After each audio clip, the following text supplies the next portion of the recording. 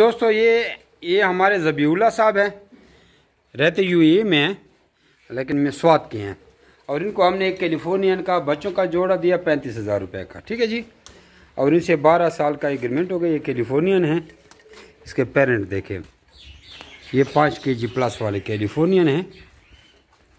आप लोगों को अंदाज़ा हो गया कि इंपोर्टेड कैलिफोर्नियन कैसे होती है, ठीक है जी। और इनकी ये माँ है, ये वाली। बाकी बच्चे हमने इधर किए हुए हैं सारे। और 12 साल का एग्रीमेंट हो गया जी। अपना नाम और शहर का नाम व्हाट्सअप करें, आपको सारी मालूमात भेज देती है। पाकिस्तान का सबसे बड़ा पहला फार्म, 4 मंजिला बिल्डिंग, इंतहाई बड़ा फार्म, शायद एशिया का सबसे बड़ा हो, मैं ये भी कहूँ तो शायद झूठ ना हो। और यहाँ रेबिट दिए जाते हैं और वापस उनके बच्चे आपसे ख़रीदी जाती हैं।